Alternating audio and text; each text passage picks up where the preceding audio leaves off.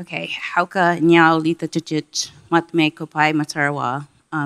It's just the introduction of who I am, and I just want to say thank you, everyone, for being here. This has been a blessing for us to come together in connection. This is what community is about. This is how we resonate the future generations by what we are doing today energetically, and we know that that does exist in our human capacity. So as today, I look at it as we were praying forward, and I just really appreciate everyone here and being a part of that. And I'm going to talk about and introduce you guys to the staff over here. And these are not just cultural items, these are ceremonial, sacred items that have seen, have witnessed, have held prayer, have held space, have taken grief on, have taken happiness and pain. It's like a human here, and in the form of the staff, and it becomes that for us. And so I want to take the time to just introduce the staff to the community here. And our brother Bobby Wallace, who's from Barona, he is the caretaker of the staff. And I asked if we could bring the staff here to hold space for us in our prayers and our connection. And he said yes, and so we're very honored that we could do that and that he allowed us to do that. You know, there's the feathers on here, and the explanation is just incredible, and I asked him to send information or send his words regarding the staff and the altar, and I'm going to share that with you. He said, this is like a war staff, the one with the patch, all protect the water. The golden eagle is the standing rock staff. So the golden eagle right here is the standing rock staff. There's, it's been across the states, longest walk, and was born at Standing Rock. Wounded Knee staff protects the water. It was born in the Wounded Knee graveyard when I smoked the 1978 Chanupa's longest walk. The human staff was just born. I walked with the feathers from the ocean to the desert in prayer, then poured water from the ocean in the desert. It was all gifts. The feathers on all the staffs were gifts. There's tobacco on the altar to offer prayer. This prayer will be bundled, and we will offer it in a fire ceremony as a collective connection and prayer of what we've done today. So right there, there's the tobacco, and you put it in your hand, and we'll offer it into a bandana, and we'll make a bundle together with our collective prayer and thoughts, and we'll put it into the fire ceremony as our collective contribution to healing the past and looking at our future and making it better for all of us and for Native children and really for the entire world, I hope. You know, we're dealing with a lot in the world. And so I'm going to introduce the panel, and I'm thinking that someone had mentioned, I believe it was it Sandy or Patricia, had mentioned that sometimes we use the word resiliency, and from the outside perspective, looking into the community, that word can actually look like it's saying to us, from what I understand, that she said, like, we are very strong, so whatever happens to us, we can just deal with. And is that kind of the idea, the concept of that? But okay, and that our words and our language would be a better way to convey how we're healing in our communities, how we're growing, and the strength we have within ourselves. So in that thought, I was thinking that this panel was named like Resiliency in Our Youth, and a panel with regards to that. But I'm going to convey that I thought about that, and I was like, wow, that's so true. And what word do I know, or what concept do I know in my own language that would convey that? And I was thinking, my grandmother, a long time ago, when I was learning the language and getting direct translations from her, I would always ask her for direct translations. I was in my 20s, and she'd say, I can't translate it because it doesn't translate right. And but she would try. And this particular translation, I asked her, well, how do you say to someone like taking care of yourself? Like just, taking care. And she said, well, there wasn't really a word for that in regards to how we're thinking of it in English, right? And she said it's how you would say it. She took a few days and she said it would be mat kapshol, which is your body is your mat and the earth is also mat. And that means that your body and the earth are one and it's strong. So that's what you would say to somebody in regards to showing them, conveying to them to take care of themselves. And I thought, wow, that's a whole different aspect. I remember that was very pivotal because I really enjoyed understanding the way we thought. So in this next panel I'm introducing, I will say that Mat Kapshol panel. They are people within our communities who are looking at taking care of themselves, taking care of their community, or thinking in that aspect for those factors of empowerment and Mat Kapshol. So I'm going to let them introduce themselves because there's a number of people. It's Amy Admire. And Amy is, thank you, Amy, for being on the panel. Amy works within Rincon. And I would actually much rather would you guys be okay introducing yourselves? Okay, thank you, Amy. And then there's Shaluk. Yep. Amy, Shaluk, Isabella, and Ramon. Sorry, guys. Thank you. Thank you, Amy, very much. Appreciate it so much. Thank you.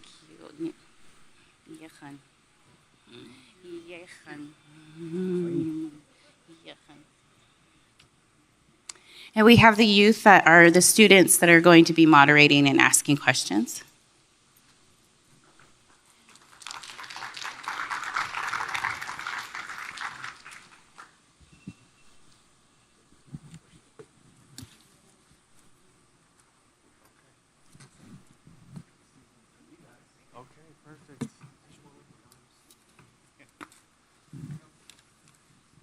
Okay, hello, my name is William. I am a tribal member of the Choctaw Nation and a student at San Diego State in the social work program. So would you guys like to introduce yourselves real quick? We'll go around. Sure. Singidio, Waini. My name is Ramon Enriquez. I'm the Director of Youth Services for United American Indian Involvement in Los Angeles. My family's from Nambe Owinge, back in New Mexico. Hauka, Inya Shaluk Tachich. My name is Shaluk Leo Retz. I am a part of the Viejas band of Kumeyaay Nation right here in San Diego. Miyahuan, and Neto Isabella, Ajai, Bish Nabija Pipa Iva. Hi, I'm Isabella, and I'm really happy to be here. And I am currently a Kuya language apprentice for my tribe, which is the Agua Caliente band of Kuya Indians. Achama, thank you. Notung Amy Admire Yaka, Mawashnai, Nom Pamkoish, and Loquam Joseph Morales, Delacob, and Marcelo Ramos, Non Katumet Helika, P Non Alvikat. My name is Amy. I'm from the Rincon Indian Reservation. I'm Pamkowichum, and I'm a Katumet singer, storyteller, youth advocate, and very humbled to be here. Thank you.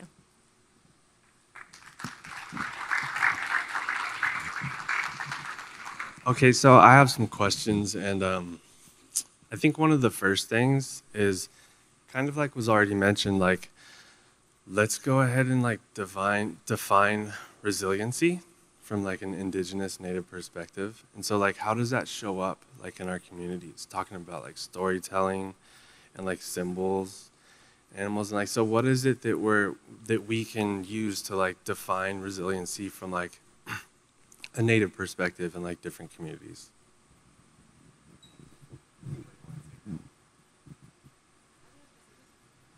Start it off, we can all go around. Yeah, I'll take it up. Yeah. Okay.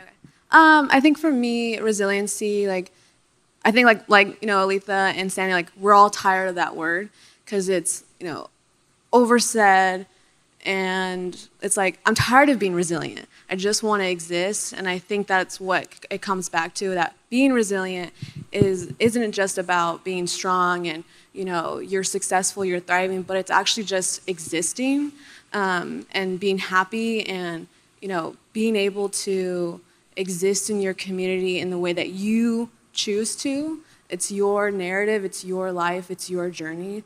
And that's what I'm still figuring out. It's not this like, oh, once I meet this one goal, I've proven myself, but it's this lifelong journey of finding yourself, finding your own, you know, your community, and as that changes.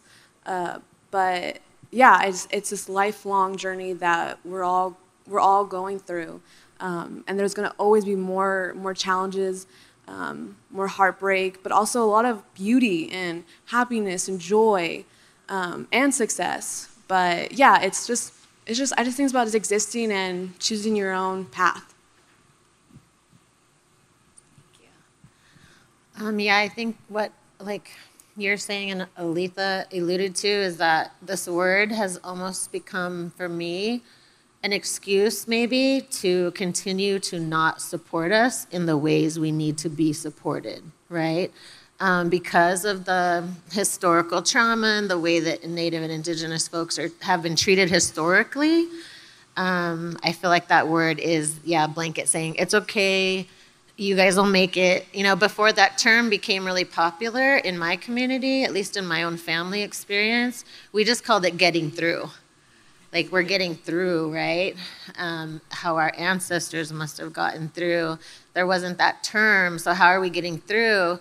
And I think about our ancestors, how they were able to find joy and to find love while they were going through everything they went through, right? So really drawing on that strength of joy and love. And yeah, I don't know why some of us can get through, even though we experience some things that might be hard to get through, and why some of us aren't able to, but for the ones who aren't as easily resilient or adaptable, those are the ones that our team and probably the people here doing this work are really trying to support and hold up.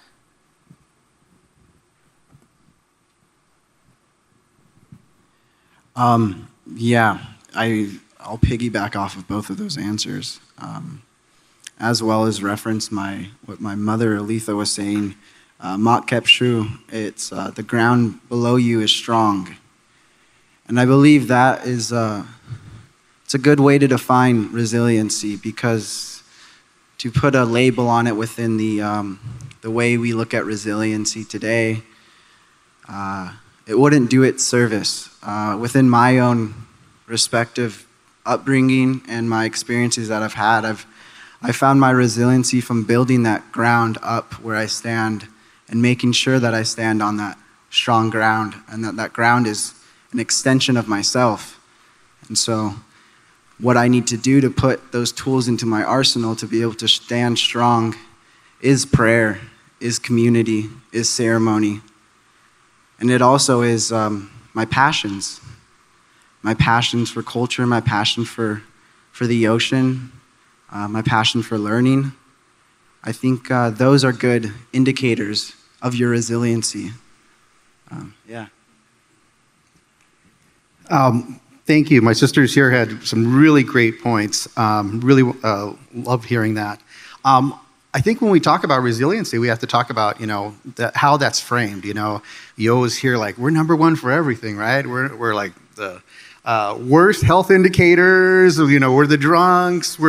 Oh my God, we're number one for everything, right? So that's the data. We talked about the need for improving that data. Yeah, that data could be correct, but when I think of resiliency, I think of the strength, of our community. There's a lot of things that we could be doing, and suffering. It's sort of for us. It's a bit of we want to flip that script and be able to rewrite it, and and draw on the strengths of our ancestors. There's a lot. Like, we went through COVID. There was a lot that our kids went through. And then we had these discussions like, man, you're stuck in your room with like slow internet service. How that's tough. That's tough today. you know. But my Cherokee kids, you know, we had to talk with them about, you know, that walk that their ancestors had to make, forced, you know, through the winter, you know, with so many people dying, you know. That's how we got here today. So our strength, looking at our strength, not so much resiliency, but our strength of our community. So that's the way we choose to sort of, I would say, address that issue. So.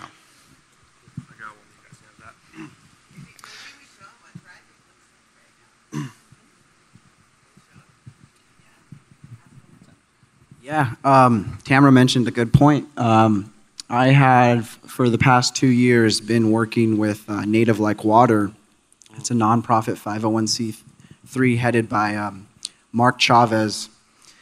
And the goal of Native Like Water is to bring Native youth from all around the world, Indigenous youth, Hawaiian, we've had Australian Indigenous youth, we've had Indigenous youth from Alaska, and to offer an intercultural exchange and understandings through the healing of water, whether that be the waterways that are out north or the waterways that are back east or out west.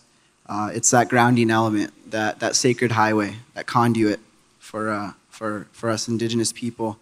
And so we've completed the film, and I will be taking it to film festivals in 2025. And now I have a short trailer to share with you all, just giving a little bit of a picture or identity to what I'm talking about.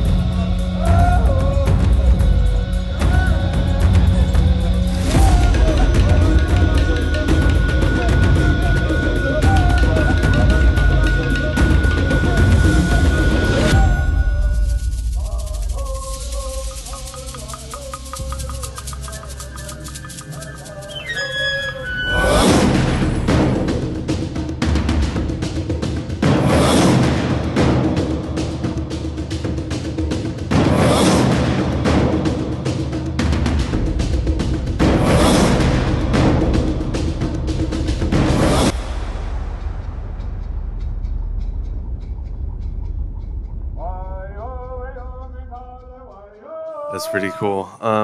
Okay, so next question is, I want to invite you to share like your own personal story on like how does your cultural identity like help you to become resilient, and then also if you want to take it as like how can like youth that we're helping, like how can them being aware and know their cultural identity help them become resilient over things that they have experienced or may experience in the future.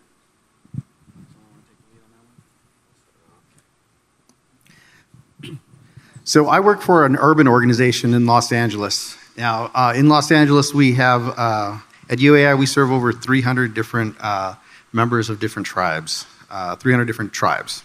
And that's a challenge. That is a really big challenge. So how do I, as a Nambeseño, teach that young Apache person about their culture? I really can't. But what I can do is I can share my heritage. I can share my culture. I can share the way I pray, the certain things that I do, and explain to them this is how I was taught in my way, you know, and to hopefully get them interested, to want to know a little bit more about what their traditions are. Talk with your grandma. If she's still around, talk with them. Even a few words in our traditional language.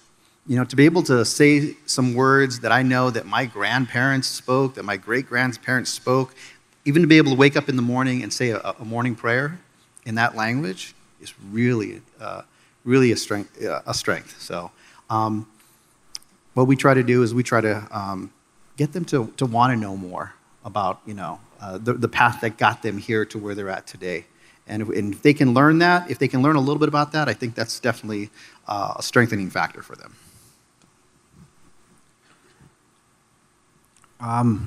I'll speak about my own experience within this question. For myself, I found a big part of my identity and who I am as a Native person when I rekindled my relationship with the ocean. Viejas, as we know, we're about an hour away from the nearest coast. And at a time, there was never that separation. And when I went to the ocean for the first time out here in California, I can remember this feeling of connection and this feeling of being home, kind of like they described in Blood Memory. There's just this innate feeling that you can't put into words that you belong. And so as I look out and look at my nephew and look at my niece and look at my little sister, I see that making relations with the world around you can have a profound impact on your own unique position within it. And my little sister, she's doing that through barrel racing. She's a little cowgirl now. And she's, and Barronlong was a ranch. And my family, Barronlong is what Viejas was called before it was Viejas. And we come from that line of horse people, of horse medicine. And so to see these modalities come back into even my little sister and my nephew's life in a way where they're making relations with who they are, that to me has always been a very positive way to understand your relation within this world. Acham. My story. I think a real, pivotal moment in my life was, first off, my sister's here. So I say hi, sister. We lost our mom. I was 13, she was 12. I have 2 other sisters. So when we lost our mom at 13, she's the one that we get our Native lineage from. Our father's white. And in that moment of losing her, I definitely felt like my connection to my culture had been severed. The person who had given me life, the person that I lived in, for 9 months, wasn't there with me anymore. And I didn't know how to connect to being Kuya. I still didn't even know what it meant to be a Kuya woman. I was only 13. And I think I kind of ran away from being Native at that time. And I just was like, well, how do I survive this? How do I get through high school? How do I maintain friendships? How do I not fall into depression? And I didn't know how to lean on my culture to get through that. So I didn't. And I didn't have relatives coming to me to let them know I could lean on it. I didn't have, my tribal government coming to me saying, come to us, be here and, use this as an avenue to work through this grief. So I didn't. I kind of was in this frozen state for many years. And it wasn't until moving to the Bay Area, where it's super intertribal, where I was able to kind of understand what, extreme loss did to me, but also how colonization has kind of assimilated me and my own people, but that I also needed to return home as soon as possible. And I know we all talked about how the pandemic did a number on us, but it did, but it also forced me to go back home. And when I returned home, I finally found that courage, and I put my big girl pants on, and I started going to those cultural classes, and I fell in love with basket weaving. And I fell in love with making art that reflected my people. And then thankfully this new program came into my tribe's hands of a master apprentice program to create teachers for our tribe, and that's what I went to school for originally. But I didn't think I'd ever be teaching my language, let alone speaking it, you know? So even just speaking what I said to you, just saying, hi, hello, my name is, I couldn't have done that half a year ago. But I'm doing that now, and I'm sharing it with, you know, people who have never even heard my language. And it's grown such a huge confidence in me. And so I want that for all youth. And so when I give back and I teach youth, even if it's just a word, I want that seed planted, because it was planted in me as an adult. And I wish it could have been planted earlier. But it just wasn't, and that's okay. But let's make sure that seed is planted early on in all our youth. If it's the first word they hear, or down the line, that's what they come to know. But their language is who they are. It's what they come from. It's what the land knows. It's what their heart knows. It's what their tongue knows. So you, as workers who are working with these youth, you have to follow through on not just, you know, access to their culture and hanging out with relatives, but the language, the art, the dancing. And yes, if their tribe has those programs, but you need to make sure that those families that they're with, native or not, are making sure that they're going to those classes consistently, not just once a year, all the time, as much as possible, and making space for it, because it really, it makes them know who they are and feel like they belong there. And I'm so grateful for that return that I'm having. I feel like a kid all over again.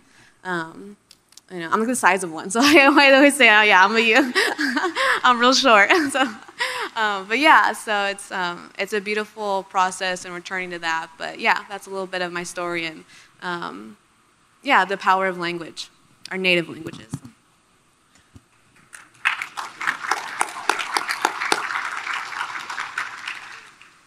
I could listen to the young people speak all day. I think what I'm hearing in that question, or if you could repeat it, but it's about identity and our cultural experience, or? Yeah, it's how being connected, like just speaking of a little bit, like how going home or staying home, just to put it like that, is going to help overcome past, present, things that are going to happen in the future for youth that are involved in the system that we're going to be dealing with. So I feel like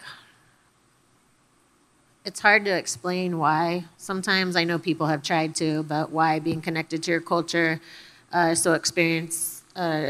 such a necessary part of our ways of being and how it's healing. I know that in our work, well, let me say, I'm sorry. I heard once an Alaskan elder say, when you know who you are less likely to harm yourself, right? Because you wouldn't harm your grandparents, right? You wouldn't cause harm to the people you love, and you should love yourself. And so that's something that drives us in our work that we share with the young people. I've watched young people in our storytelling program from 3rd grade to now they're graduated from UCSD and Haskell University. And I know even if they didn't go to college, right, they're being productive, they are having families, working at our local casinos or whatever infrastructure, you know. But I know that it works. I know that being part of your culture, learning your language keeps you safe. It keeps you insulated. And I just want to say too that what you're saying about language, I heard once, actually in Tamara, I think we did something, or you shared something with me, but Tommy Windyboy, was it? Andrew Windyboy. He said that our spirits don't speak English. And that really resonates with me because teachers will ask me a lot, what's wrong with those Indian children? Why can't they learn? Why aren't their parents more involved? And I feel like it really hit home for me that there's this, even though we're both speaking quote unquote English, when you're speaking to a native student, their hearts just speak in a different way. There's still like this barrier between what is being said to them in a foreign language that their spirits and their hearts don't understand, right? There's still this disconnect between how that native child is trying to express themselves and get those teachers, the non-native teachers and administrators, to actually hear what they're saying. And so, yeah. Thank you. Cool. I got a couple more questions, and then I think we're going to open it up to people after that. But so the next question is, what drew you to do the work that you do? And then talking about, well, like we've heard often, like, oh, that's a whole bunch of paperwork, and like the consistent thing that happens amongst social workers is burnout. So not only what drew you to do what you do, but what do you practice that helps you sustain what you do?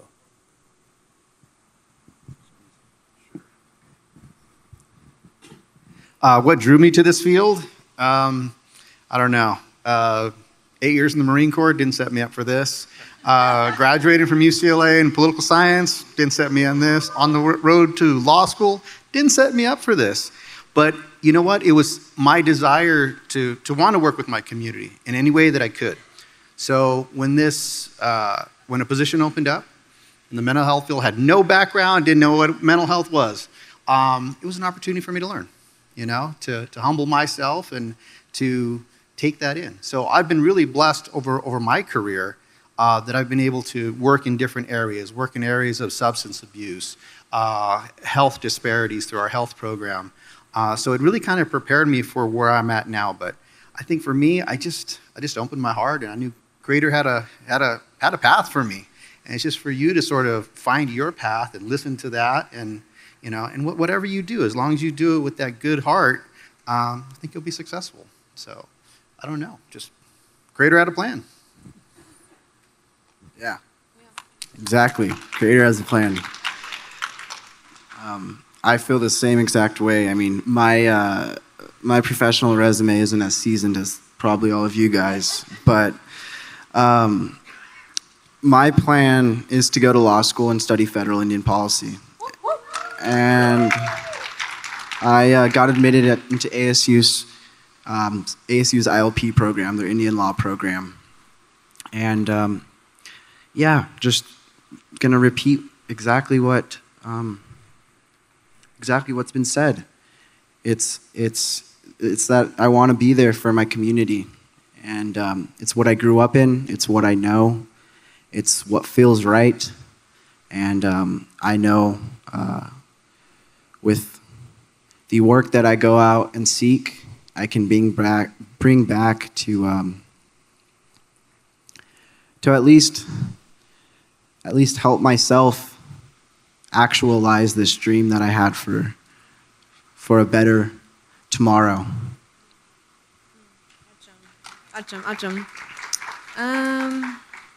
I think it was a lot of like wanting to heal that inner child, which seems to be like a resonating theme with people nowadays. I think I definitely want to be like, well, I could either keep saying I don't know my language, or I could do something about it. I could start going back to the community classes, even though I was scared, or show up and start learning and see how that goes. And once I started doing that and realizing, oh, everyone's so welcoming, and they want you there. It's like, yeah, this is my community, this is our language, and we're supposed to be speaking it together.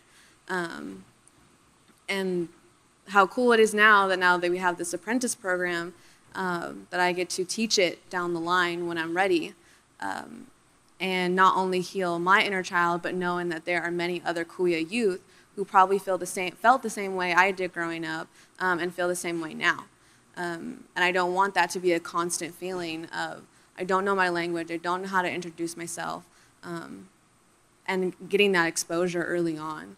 I don't want that to be the norm. I want to change that narrative of, no, like our people know our language, we speak our language, and we speak it well, and we speak it proud. So yeah, that's what kind of drew me into the language realm for my people, and doing the work that I do, and showing up, just gotta show up.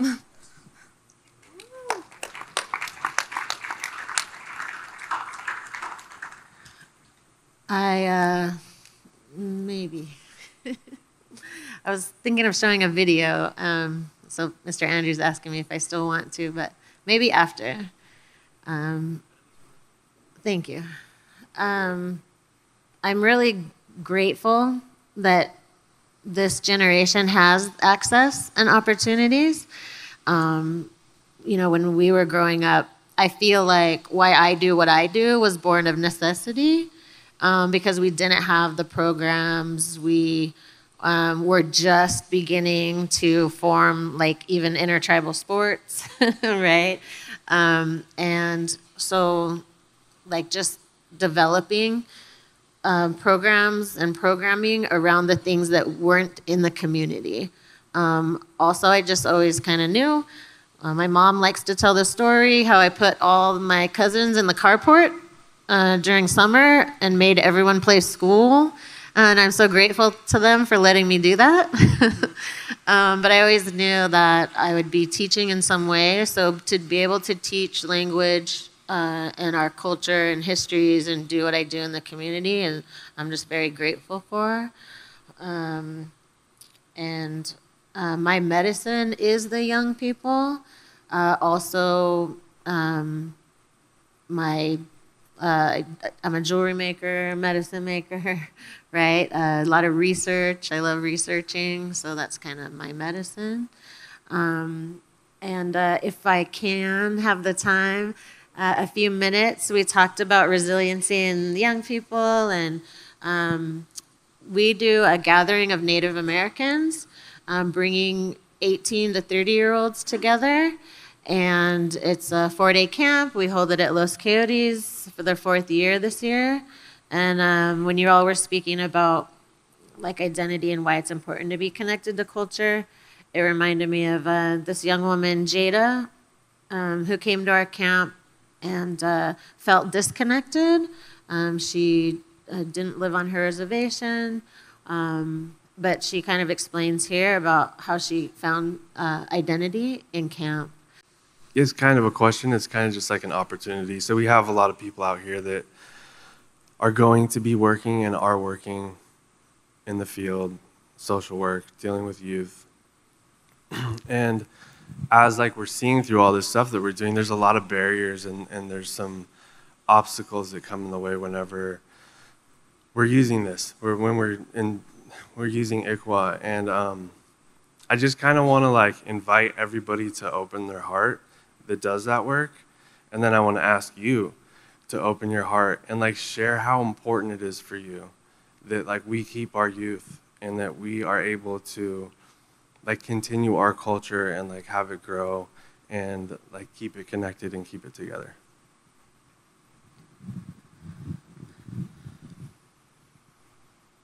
Well, I think for the continuation of our, of our communities and our populations, we need to stay connected and have the youth stay connected to their people. Yeah. Yeah, I mean, I think you said it. Like, you're less likely to harm yourself when you know yourself. You're more likely to love yourself when you know yourself. You know where you're from, and you can, speak it proudly. But I think it all starts with the youth. Like I'm 26, and I feel like a baby all over again, reconnecting to my culture.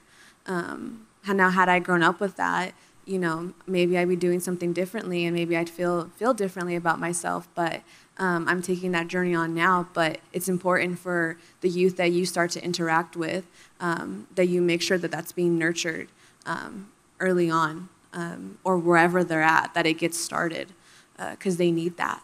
so they're not doing it later in life, like we keep seeing with the foster youth that have to return and have all this healing that they have to go through. Well, let's prevent that. Let's not wait and then do the work. Let's just get it going right now because they need it, and there's no reason why it shouldn't be happening. All these tribes have so many programs, and there's really no excuse why these kids, can't be coming. The money's there. The money is always there. The resources are there, and it's just about you guys showing up for the youth the way they need it, and they'll thank you tenfold with their stories and the smile that they'll have on their face, and the fact that they get to be proud of who they are, and you guys played a part in that. So, Achima, thank you.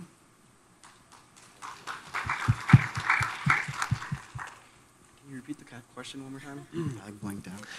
I'm just saying, like, there's barriers to the work that we do sometimes, and sometimes it seems like it's more difficult, and there's like a room full of people here that are going to be doing that work. So this is an opportunity to like say what it means to us from like a real place, and so they can hear it. And so whenever we think it's going to be hard and like, oh, I have to do this extra paperwork, like, what is it that we're really doing? Right, correct.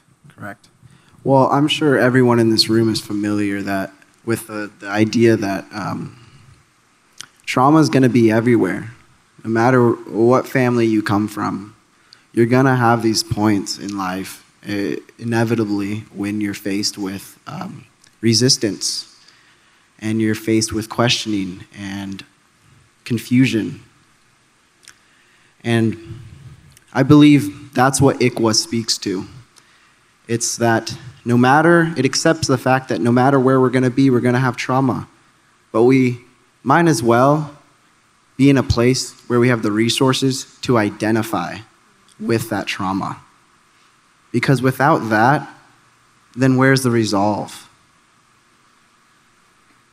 Without knowing who you are, how can you navigate a life? And that can come in multiple different ways. It's up to these youth. We can build these foundations, but ultimately, it's gonna come from them, from that sacred place that they feel comfortable with.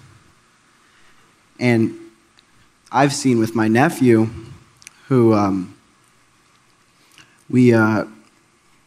he was living with us for a while through ICWA, and how holding space for a kid is more than enough. And when you can truly hold space for a kid and remind him who he is, or who she is, who they are, then we can move forward in a positive direction with awareness.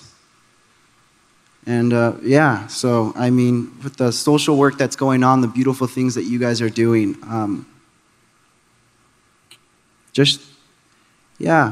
do what's right in your heart and hold on to that and remember that little kid or remember that person, It's, their struggles,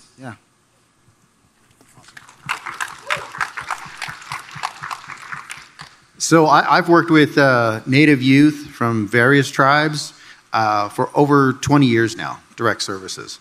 And I've never run into a Native kid who didn't want to know about their own history, where they came from. Sometimes you got to dig a little bit, because not everybody's the same. Maybe if they're an athletic kid, I can find somebody who's, a current athlete from their tribe, and maybe that sparks some sort of connection. Maybe they're into poetry or writing, and if I can find a prominent writer from their tribe, wow, that they live right down the street from my mom or something, maybe that starts that connection. But they want to know. They want to know their history. They want to know about themselves. And in urban LA, a lot of times we get kids who don't even know what tribe they are, and that's our starting point.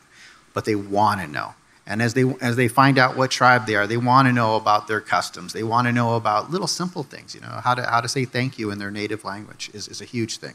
I will say, I think we're getting ready for that. really, I want to say a prayer for you guys.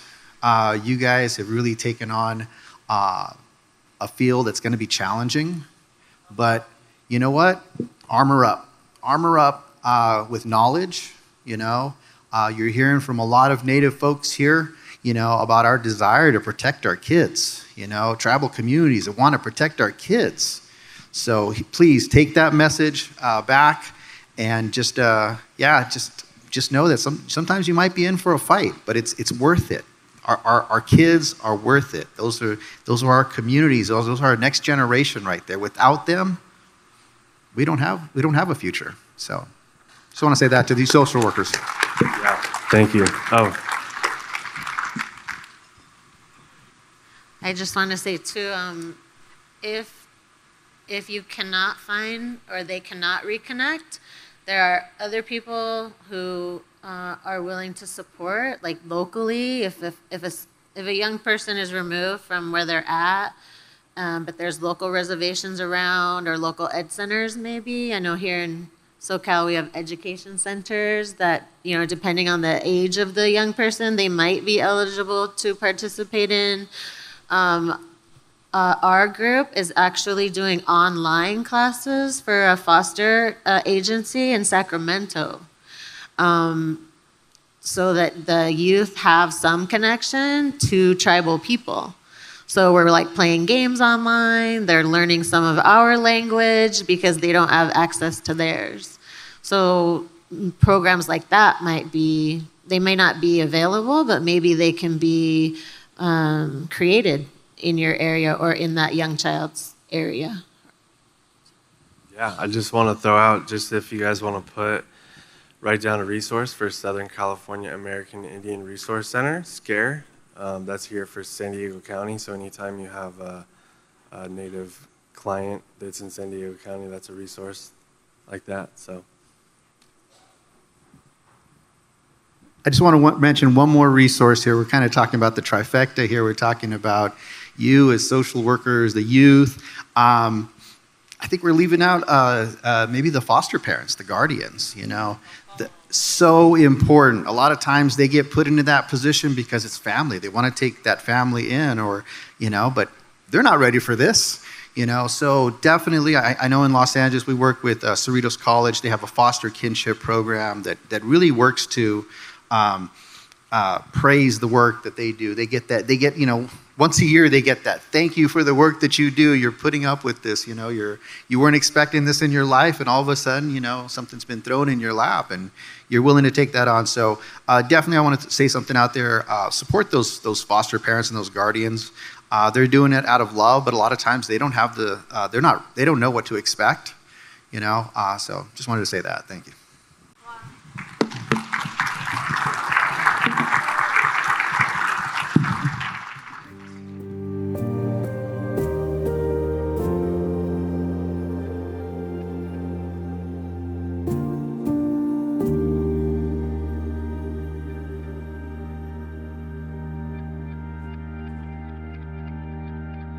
you.